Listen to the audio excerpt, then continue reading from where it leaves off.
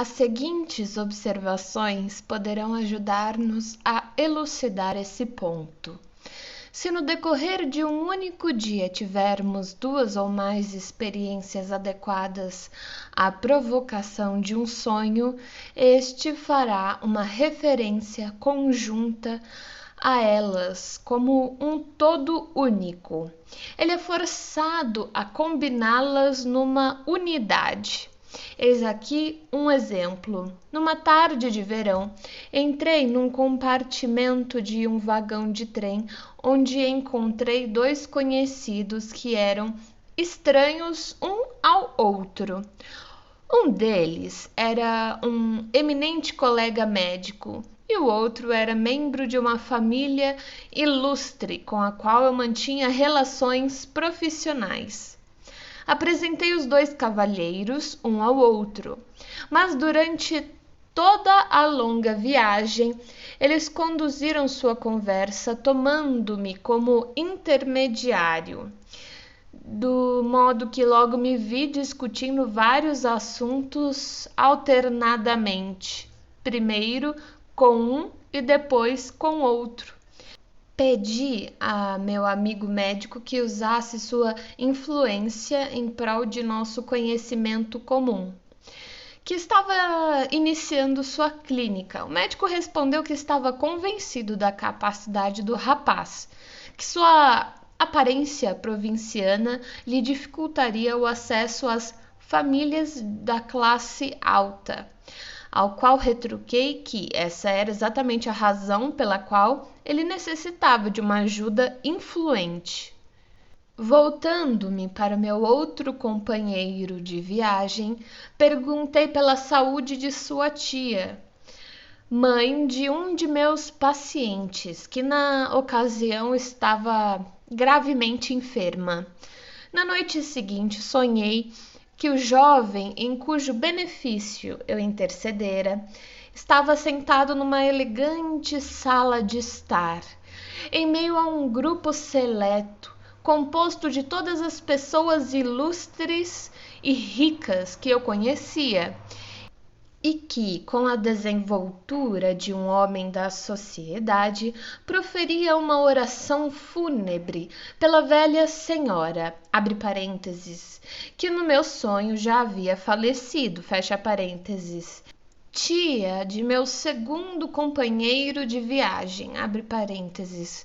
Devo confessar que não me dava muito bem com essa senhora, fecha parênteses. Assim, meu sonho mais uma vez elaborava ligações entre os dois conjuntos de impressões do dia anterior e os combinara numa única situação. Muitas experiências como estas levam-me a afirmar que o trabalho do sonho está sujeito a uma espécie de exigência de combinar todas as fontes que agiram como estímulos ao sonho numa única unidade no próprio sonho. Passarei agora à questão de investigar se a fonte investigadora de um sonho revelada pela análise tem de ser invariavelmente um fato recente e significativo, ou se uma experiência interna, isso é, a lembrança de um fato psiquicamente importante, um fluxo de pensamentos, pode assumir o papel de instigadora do sonho. A resposta baseada num grande número de análises é decididamente favorável à segunda alternativa. O sonho pode ser instigado por um processo interno que se tornou, por assim dizer, um fato recente, graças à atividade do pensamento durante o dia anterior. Este parece ser o momento apropriado para enumerar as diferentes condições às quais constatamos que as fontes dos sonhos estão sujeitas. A fonte de um sonho pode ser: dois pontos. A. Uma experiência recente e psiquicamente significativa, que é diretamente representada no sonho. Ou B. Uma experiência recente e significativa combinada numa única unidade de sonho. Ou C. Uma ou mais experiências recentes e significativas representadas no conteúdo do sonho pela menção a uma experiência contemporânea, mas irrelevante. Ou D. Uma experiência significativa interna. Por exemplo, uma lembrança ou um fluxo de ideias, que é, nesse caso, invariavelmente representada no sonho por uma menção a uma impressão recente e relevante. Veremos que, na interpretação dos sonhos, uma condição é sempre atendida. Um componente do conteúdo do sonho é a repetição de uma impressão recente do dia anterior. Essa impressão a ser representada no sonho pode pertencer a ela própria, ao círculo de representações que cercam o verdadeiro instigador do sonho, quer como parte essencial ou insignificante dele, ou pode provir do campo de uma impressão irrelevante, vinculada às ideias que cercam o instigador do sonho, por elos mais ou menos numerosos. A aparente multiplicidade das condições dominantes é, na verdade, apenas dependente das alternativas entre um deslocamento ter ou não ocorrido. E vale a pena ressaltar que nos é facultado por essa alternativa explicar a gama contrastes entre os diferentes sonhos com a mesma facilidade com que a teoria médica encontra uma possibilidade de fazê-lo através de sua hipótese de células cerebrais que vão do estado parcial ao estado de vigília. Convém ainda observar, se considerarmos esses 4 casos possíveis, que um elemento psíquico que seja significativo, mas não recente, por exemplo, uma sequência de ideias ou uma lembrança pode ser substituído para fins de formação de um sonho por um elemento que seja recente, mas irrelevante, bastando para isso que 2 condições sejam satisfeitas. 1.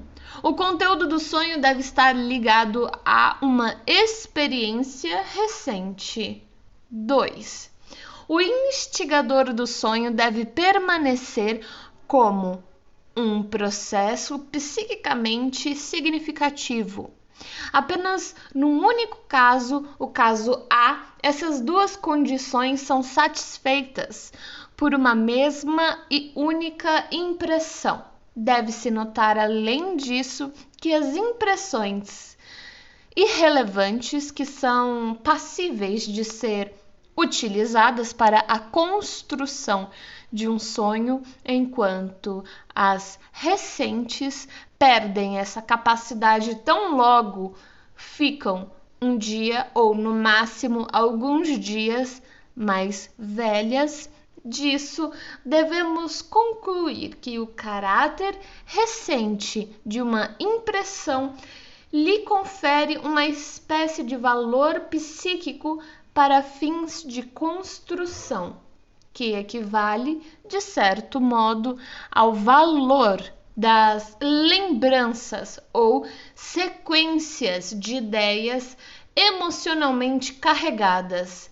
A base do valor assim conferido às impressões recentes no tocante à construção dos sonhos, só se tornará clara no decurso de nossas discussões psicológicas subsequentes. Quanto a isso, aliás, notaremos que podem ocorrer modificações em nosso material mnêmico de representações durante a noite, sem que sejam observadas por nossa consciência. Somos frequentemente aconselhados, antes de tomarmos uma decisão final sobre algum assunto, a consultar o travesseiro. E esse conselho é, obviamente, justificado. Mas aqui passaremos da psicologia dos sonhos para a do sono. E esta não é a última ocasião em que seremos tentados a fazê-lo. Entretanto, é possível levantar uma objeção que ameaça perturbar essas últimas conclusões. Se as impressões irrelevantes só podem penetrar num sonho desde que sejam recentes, como é que o conteúdo dos sonhos abrange também elementos de um período mais antigo da vida, os quais, na época em que eram recentes, não possuíam, para empregar as palavras de Strampel, 1877, nenhum valor psíquico e, portanto, deveriam ter sido esquecidos há muito tempo. Em outras palavras, elementos que não são nem novos, nem psiquicamente significativos. Pode-se tratar plenamente dessa objeção mediante uma referência às descobertas da psicanálise dos neuróticos. A explicação é que o deslocamento que substitui um material psiquicamente importante por material irrelevante, tanto nos sonhos como no pensamento, já ocorreu nesses casos, no período primitivo da vida em questão, e desde então se fixou na memória. Esses elementos específicos que eram originalmente irrelevantes já não o são agora, a partir do momento em que assumiram, por meio do deslocamento, o valor do material psiquicamente significativo. Nada que tenha realmente continuado a ser irrelevante pode ser reproduzido num sonho. O leitor concluirá acertadamente, com base nos argumentos anteriores, que estou afirmando não existirem instigadores oníricos irrelevantes e, por conseguinte, que não há sonhos inocentes. São essas, no sentido mais estrito e mais absoluto, minhas opiniões. Se deixar de lado os sonhos das crianças e talvez breves reações nos sonhos, as sensações experimentadas durante a noite, afora isso, o que sonhamos é manifestadamente reconhecível como psiquicamente significativo ou é distorcido e não pode ser julgado até que o sonho tenha sido interpretado. Depois de que se verificará mais uma vez ser ele significativo. Os sonhos nunca dizem respeito a trivialidades. Não permitimos que nosso sono seja perturbado por tolices. Os sonhos aparentemente inocentes revelam ser justamente o inverso quando nos damos ao trabalho de analisá-los. São, se é que posso dizê-lo, lobos na pele de cordeiro. Dado que esse é outro ponto em que posso esperar que me contradigam, e já que me apraz contar com uma oportunidade de mostrar a distorção onírica em ação, selecionarei alguns sonhos inocentes, entre aspas, de meus registros e os submeterei à análise. Título 1. Uma jovem inteligente e culta, reservada e retraída em seu comportamento, relatou o seguinte: sonhei que chegava tarde demais ao mercado e não conseguia nada nem do açougueiro, nem da mulher que vende legumes. Um sonho inocente, sem dúvida, mas os sonhos não são tão simples assim. De modo que pedi que ela o narrasse com maiores detalhes. Imediatamente, fez-me o seguinte relato. Sonhou que estava indo ao mercado com a cozinheira que carregava a cesta, depois de ter pedido algo ao açougueiro, lhe disse: isso também é bom.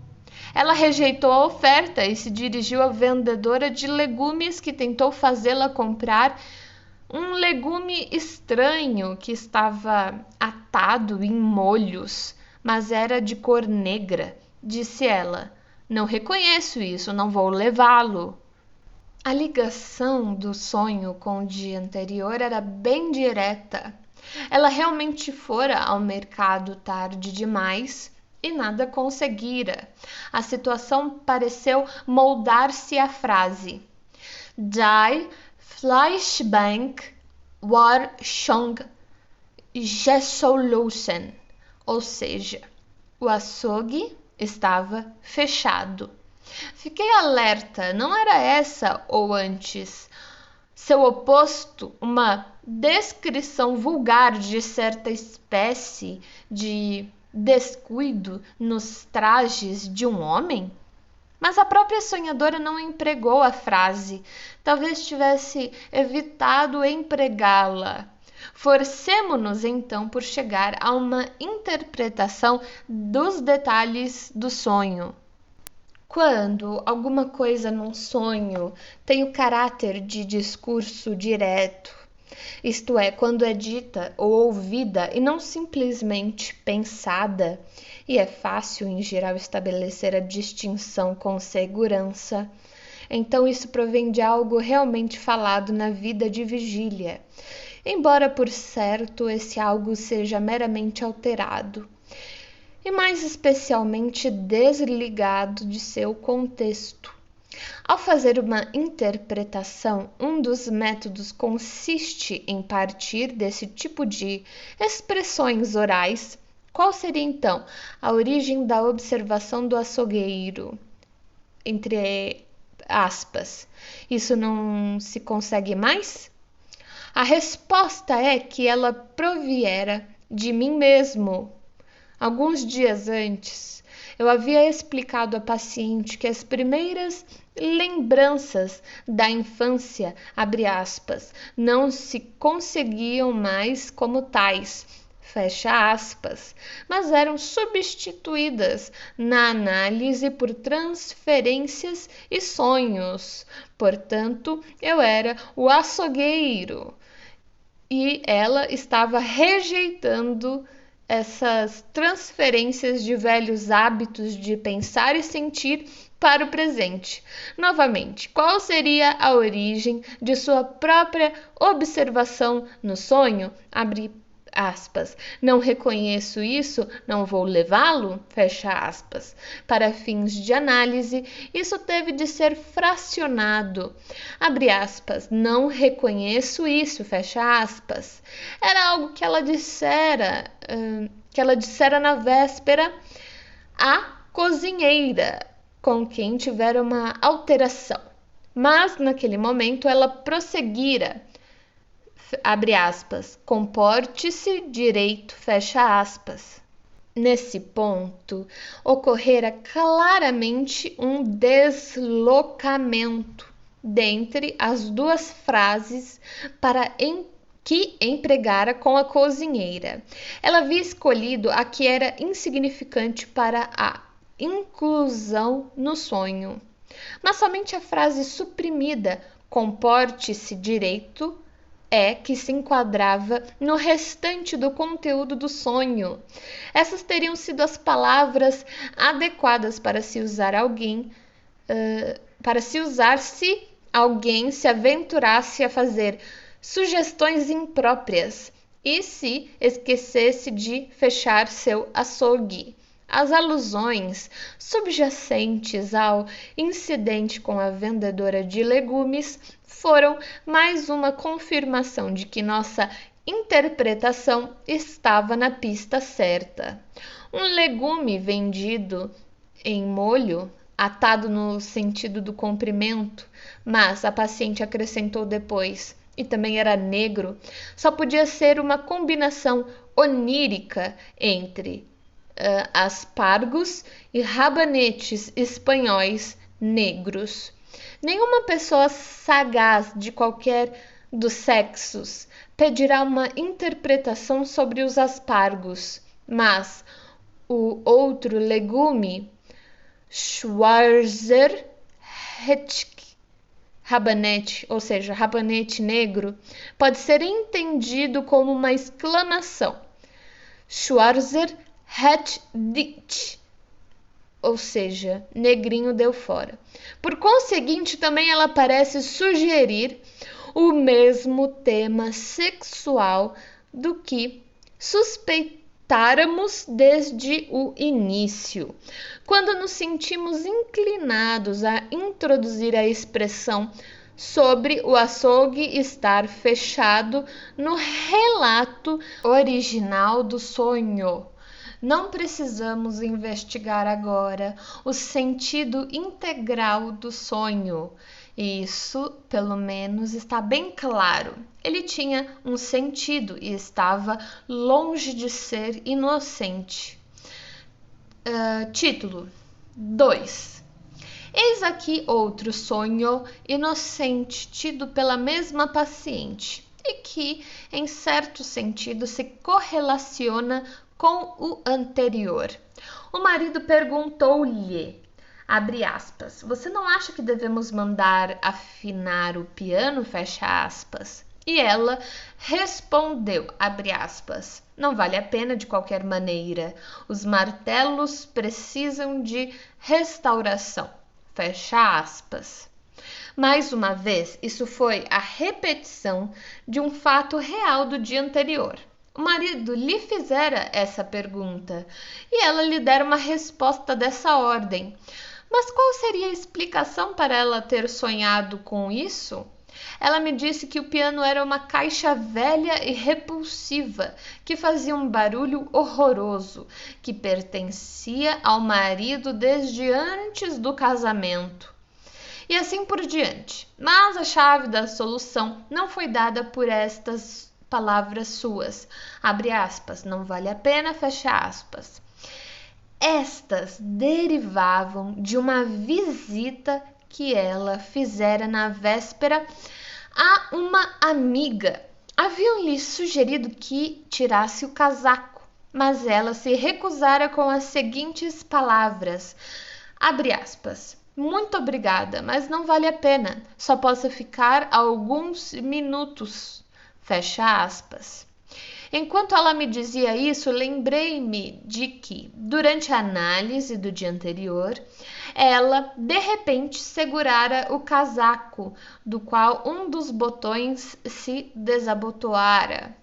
Era como se estivesse dizendo, abre aspas, por favor, não olhe, não vale a pena, fecha aspas. Da mesma forma, abre aspas, caixa, fecha aspas, abre colchetes, Kasten, fecha colchetes, era um substituto de, abre aspas, peito, fecha aspas, e, abre aspas, caixa torácica, fecha aspas, abre colchetes, Brustkasten, fecha colchetes. E a interpretação do sonho nos levou de volta imediatamente à época de seu desenvolvimento físico na puberdade, quando ela começara a ficar insatisfeita com o seu corpo. Dificilmente podemos duvidar de que tenha reconduzido a tempos ainda mais remotos, se levarmos em conta o termo repulsivo e o barulho horroroso. E se nos lembrarmos de quantas vezes, tanto nos dobles entenders como nos sonhos, os hemisférios menores do corpo da mulher são usados quer como contrastes, quer como substitutos em lugar dos maiores. Título 3. Interromperei esta série por um momento para inserir um breve sonho inocente produzido por um rapaz. Ele sonhou que estava novamente vestindo seu sobretudo de inverno e que era uma coisa terrível. A razão aparente desse sonho fora um súbito retorno do tempo frio. Se examinarmos mais de perto, porém, observaremos que as duas pequenas partes que compõem o sonho não estão em completa harmonia. Pois o que poderia haver de terrível em vestir um sobretudo pesado ou grosso no frio? Além disso, a inocência do sonho foi decisivamente abalada pela primeira associação que ocorreu ao sonhado na análise. Lembrou-me de que uma dama lhe confiara na véspera que seu filho mais novo devia sua existência a um preservativo rasgado. Com base nisso, ele pôde reconstruir seus pensamentos. Um preservativo fino era perigoso, mas um preservativo grosso era ruim. O preservativo foi adequadamente representado como um sobretudo, visto que nos enfiamos em ambos. Mas uma eventualidade como a que a dama lhe descrevera certamente seria terrível para um homem solteiro. E agora voltemos à nossa inocente sonhadora. Título 4. Ela estava colocando uma vela num castiçal. A vela se quebrou de modo que não ficava de pé adequadamente. As colegas de sua escola disseram que ela era desajeitada, mas a diretora disse que não era culpa dela. Mais uma vez, a causa do sonho fora um fato real. No dia anterior, ela realmente pusera uma vela num castiçal, embora não se quebrasse.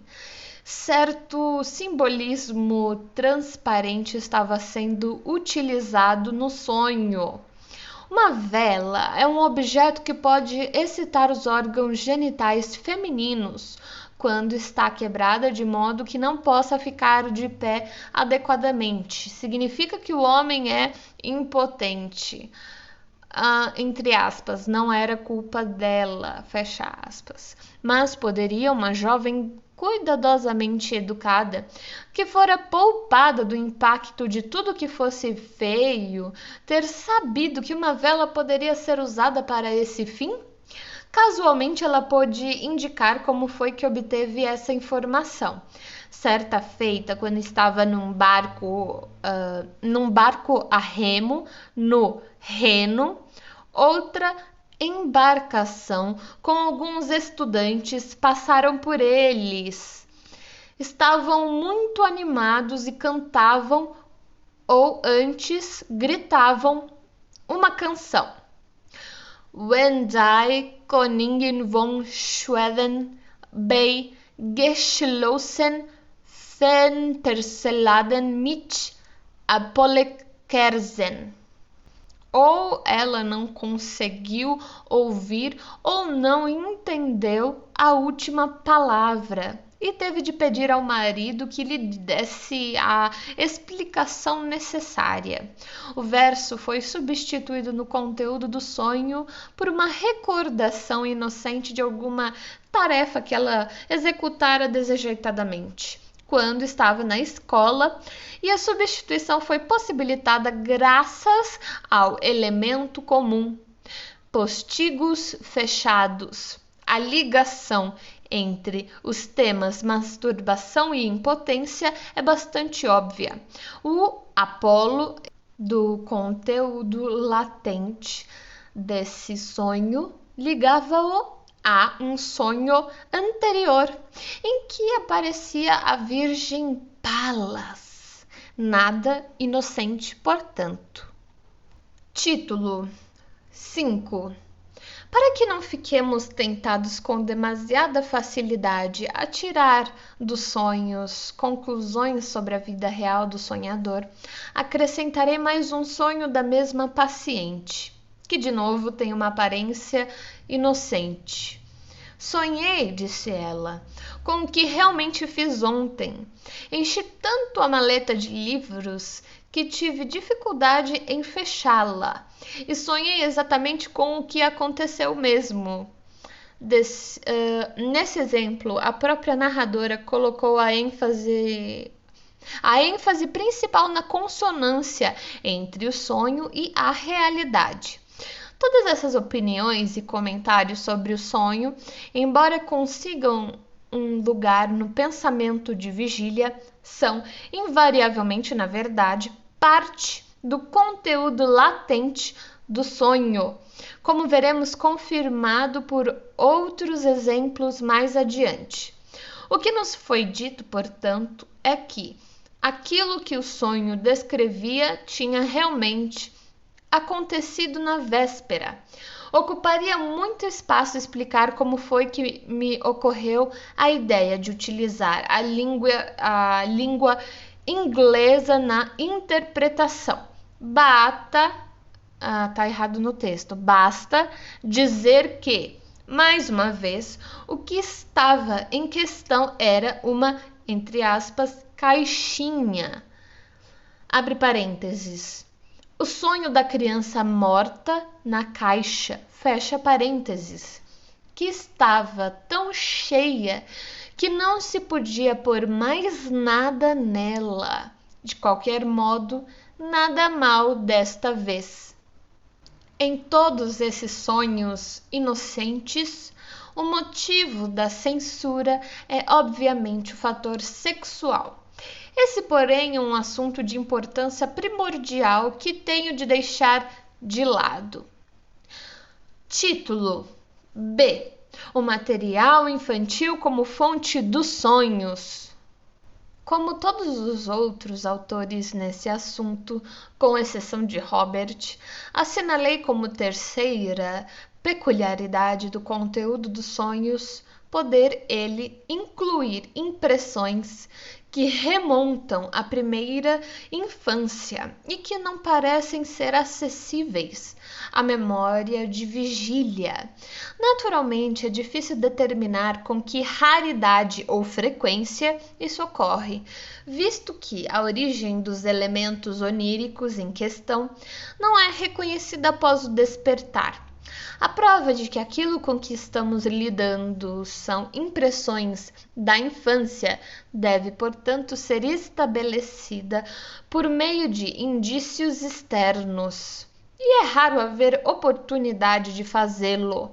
Um exemplo particularmente convincente é o apresentado por Maury, 1878, sobre o homem que um dia tomou a decisão de revisitar sua terra natal após uma ausência de mais de 20 anos. Durante a noite que antecedeu a sua partida, sonhou que estava num lugar inteiramente desconhecido e que ali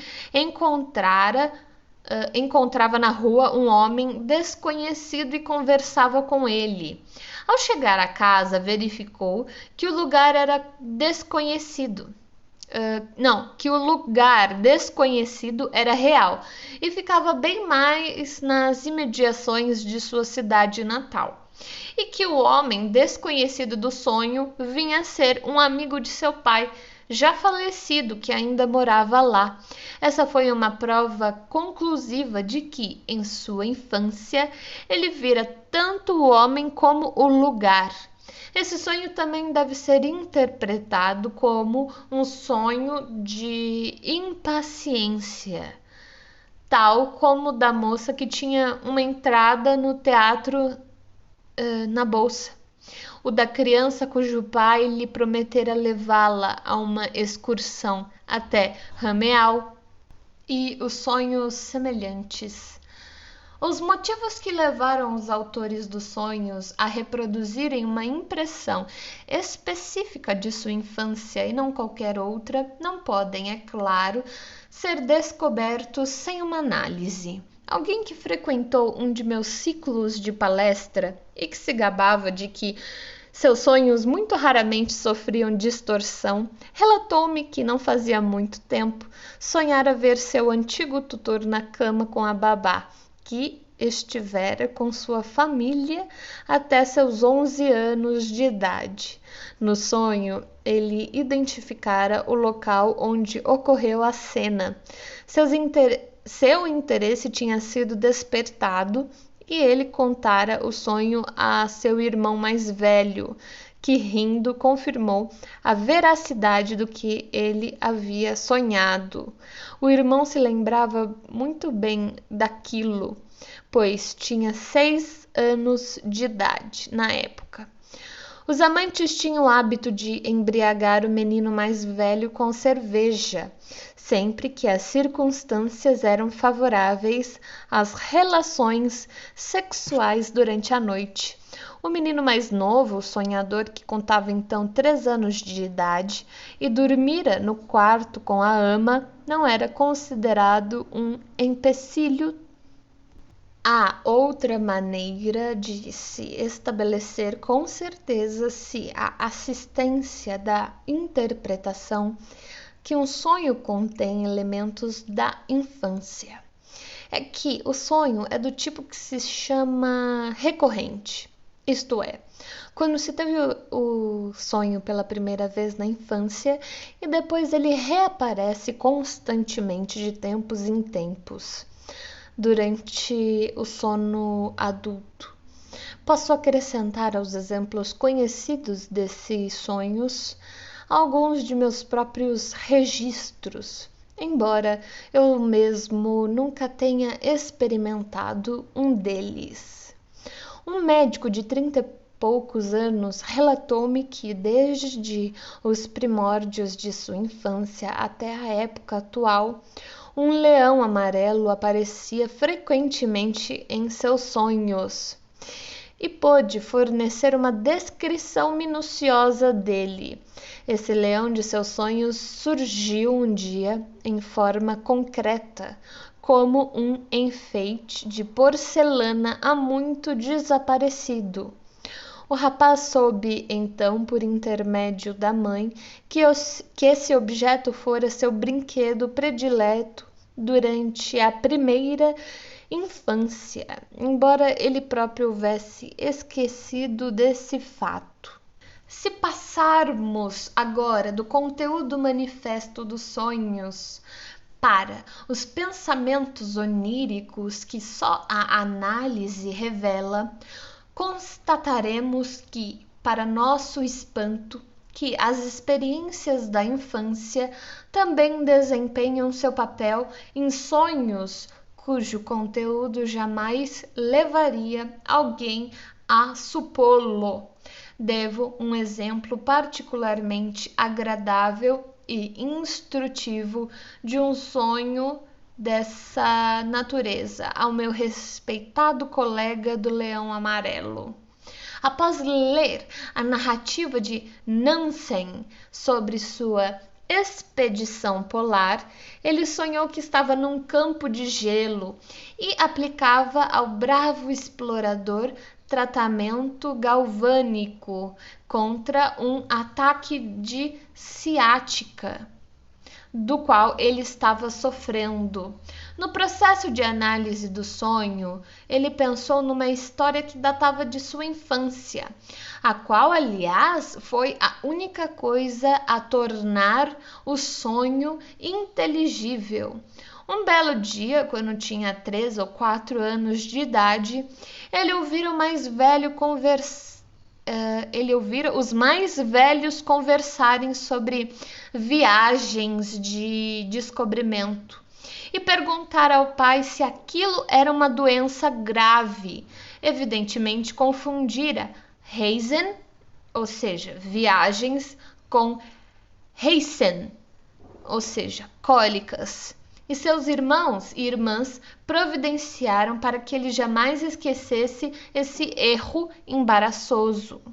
Houve um exemplo semelhante disso quando, no transcurso de minha análise do sonho da monografia sobre o gênero Cyclamen, tropecei na lembrança infantil de meu pai quando eu era um garoto de 5 anos, dando-me um livro ilustrado com pranchas coloridas para que eu o destruísse. Talvez se possa pôr em dúvida se essa lembrança realmente desempenhou algum papel na determinação da forma assumida pelo conteúdo do sonho, ou se antes não terá sido o processo de análise que estruturou subsequentemente a ligação. Mas os elos associativos abundantes e entrelaçados justificam nossa aceitação da primeira alternativa. Cyclamen, flor favorita, prato predileto, alcachofras. Desmantelar como uma alcachofra, folha por folha. Abre parênteses, expressão que ecoa constantemente em nossos ouvidos em relação ao desmembramento paulatino do Império Chinês. Fecha parênteses. Herbário, traça de livros, cujo alimento favorito são os livros. Além disso, posso assegurar a meus leitores que o sentido último do sonho que não revelei está intimamente relacionado com o assunto da cena infantil. No caso de outro grupo de sonhos, demonstra-nos a análise que o desejo real que instigou o sonho e cuja realização é representada pelo sonho provém da infância, de modo que, para nossa surpresa, verificamos que a criança e seus impulsos continuam vivos no sonho. Nesse ponto, retomarei mais uma vez a interpretação de um sonho que já verificamos ser instrutivo. O sonho em que meu amigo R era meu tio. Acompanhamos sua interpretação até o ponto de reconhecer nitidamente como uma de suas motivações que meu desejo de ser nomeado para o cargo de professor, e explicamos a afeição que senti no sonho por meu amigo R como um produto de oposição e revolta contra as calúnias a meus 2 colegas contidas nos pensamentos oníricos. O sonho foi meu mesmo, portanto, posso prosseguir sua análise dizendo que meus sentimentos ainda não estavam satisfeitos com a solução até então alcançada. Eu sabia que minha opinião de vigília sobre os colegas que foram tão maltratados nos pensamentos oníricos teria sido bem diferente, e a força de meu desejo de não partilhar do destino deles na questão da indicação evidenciava-se-me como insuficiente para explicar a contradição entre minhas avaliações deles no estado de vigília e no sonho.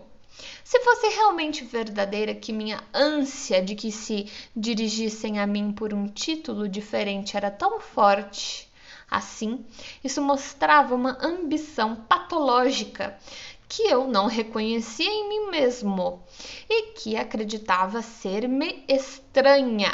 Eu não saberia dizer como as outras pessoas que acreditavam conhecer-me iriam julgar-me a esse respeito. Talvez eu fosse realmente ambicioso, mas, sendo assim, minha ambição há muito se transferira para objetos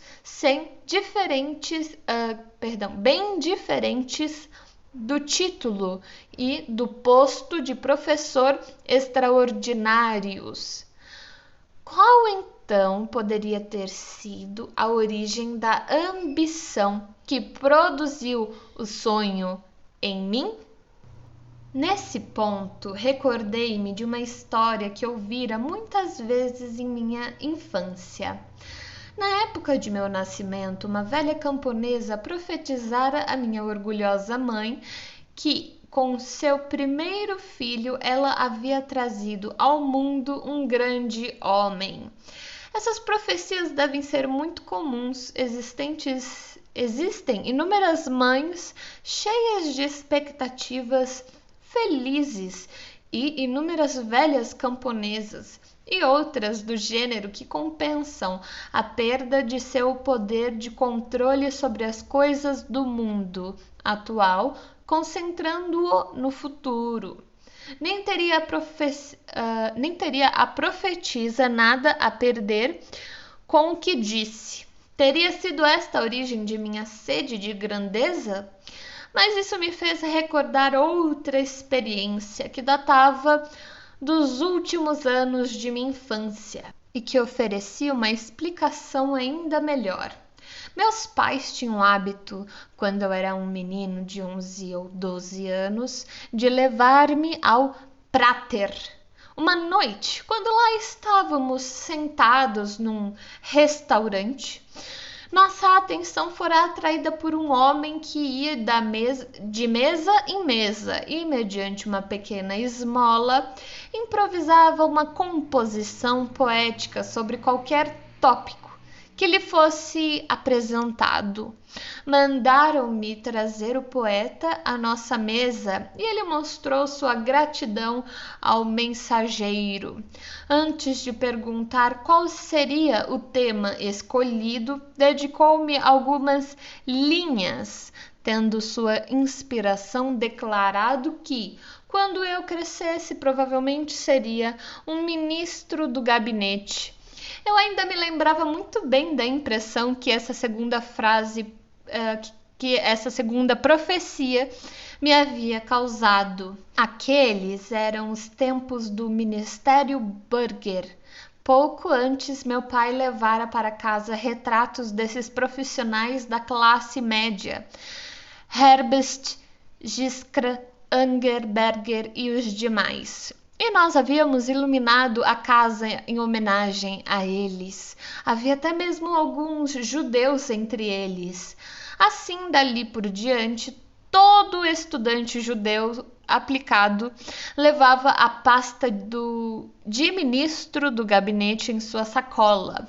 Os eventos daquele período, sem dúvida, tiveram alguma relação com o fato de que, até pouco antes de meu ingresso na universidade, fora minha intenção estudar direito, e só no último momento é que eu mudara de opinião.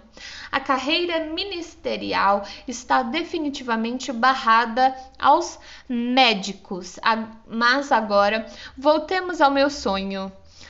Comecei a compreender que meu sonho me conduzira do melancólico presente às animadoras esperanças dos dias do Ministério Burger, que o desejo que ele fizera o máximo por realizar remontava àqueles tempos.